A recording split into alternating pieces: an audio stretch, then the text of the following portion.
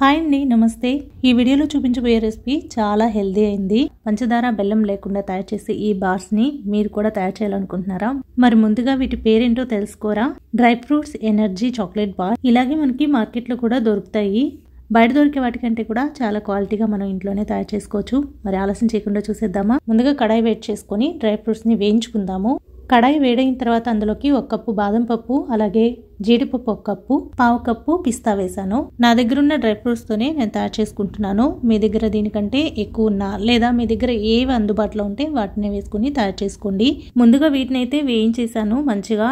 ఇలా వేయించుకునే ఈ dry fruits ని చాపర్ లో వేసుకుంటున్నాను. మనం వీటిని చాక్ తో కూడా చాప్ చేసుకోవచ్చు. మళ్ళీ కడాయిని స్టవ్ మీద పెట్టి కర్బూజా గింజల్ని 1 పావు కప్పు వేస్తున్నాను. వీటిని కూడా మంచిగా డ్రై రోస్ట్ చేసుకుని ప్లేట్లోకి తీసుకుంటున్నాను. వీటిని అయితే చాప్ చేయట్లేదు, నేరుగా వేసేస్తున్నాను. ఇవి పంటికి తగులుతూ మంచిగా అనిపిస్తాయి తినేటప్పుడు. అలాగే వీటితో పాటు మఖానాని కూడా వేసుకుని వీటిని కూడా ఇలాగే డ్రై రోస్ట్ చేస్తున్నాను. ఇవి వేయించుకునేటప్పుడు మీకు కావాలనుకుంటే నెయ్యి కూడా వేసుకొని వేయించుకోవచ్చు. లాస్ట్లో మళ్ళీ నేను నెయ్యి వేసాను అనుకోండి, అందుకని ఇవి వేయించుకునేటప్పుడు వేయలేదు. ఇప్పుడు చాపర్లో వేసుకున్న డ్రై ఫ్రూట్స్ ని ఇలా చాప్ చేసేసుకున్నాను. ఇవి ఇంకా కూడా సన్నగా చాప్ అవ్వాలి. ఇప్పుడు వీటితో పాటుగానే ఖర్జూరం 1 కప్పు, అలాగే ఎండు ద్రాక్ష 1 కప్పు వేస్తున్నాను. దాంతో పాటుగా పావు కప్పు ఎండు ఖర్జూరం పొడి వేస్తున్నాను. ఇవన్నీ వేసిన తర్వాత మళ్ళీ ఒకసారి చాప్ చేసేసుకొని దీని తర్వాత ఇప్పుడు మీరు చూస్తున్నారు కదా, మంచిగా చాప్ అయిపోయాయి డ్రై ఫ్రూట్స్తో పాటుగా అన్నీ. ఇప్పుడు కడాయిలో మళ్ళీ నేను వెన్న పూస వేస్తున్నాను. మీరు కావాలనుకుంటే నెయ్యి కూడా వేసుకోవచ్చు. ఈ వెన్న కరిగిన తర్వాత ఇందులోకి చాప్ చేసుకున్న డ్రై ఫ్రూట్స్ అన్నీ కూడా వేసేసుకొని మంచిగా కొద్దిసేపు వేయిస్తాము.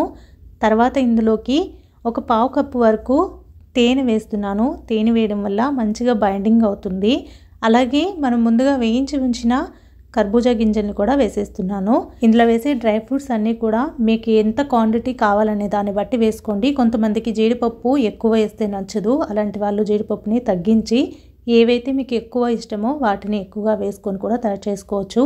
ఇప్పుడు కడాయిలో వేసుకున్నవన్నీ కూడా బాగా మిక్స్ అయ్యే విధంగా కలుపుకొని ఇప్పుడు ఈ విధంగా తయారైన తర్వాత స్టవ్ ఆఫ్ చేసేసి, నేనైతే వీటిని బార్స్ లాగా తయారు చేసుకోవాలనుకుంటున్నాను కాబట్టి ముందుగానే టిన్ ఈ విధంగా రెడీ చేసి ఉంచుకున్నాను.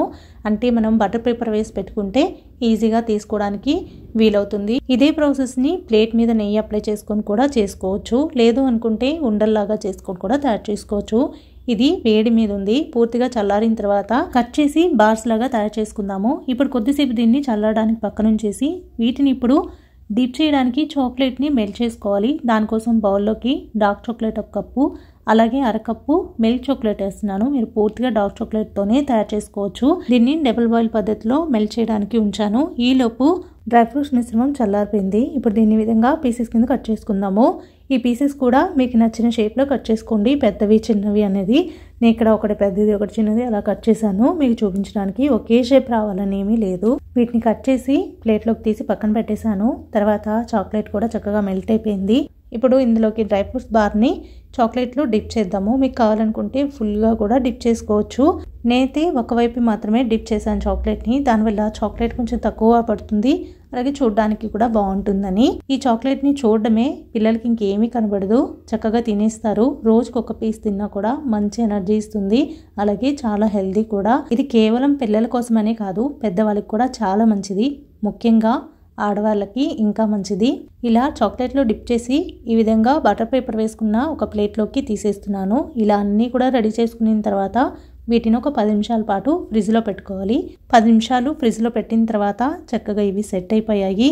మీకున్న టెంపరేచర్స్ని బట్టి వీటిని మీరు కావాలనుకుంటే రూమ్ టెంపరేచర్లో పెట్టుకొని కూడా తినొచ్చు.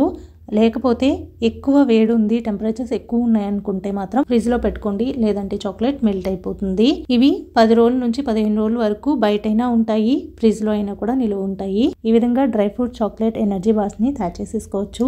మరి మీకు ఈ వీడియో ఎలా అనిపించిందో అనేది తప్పకుండా కమెంట్ చేసి చెప్పండి. ఈ రోజుకైతే ఇంతే వీడియో. మళ్ళీ మరో వీడియోలో కలుస్తాను. అంతవరకు నమస్తే. Thank you for watching.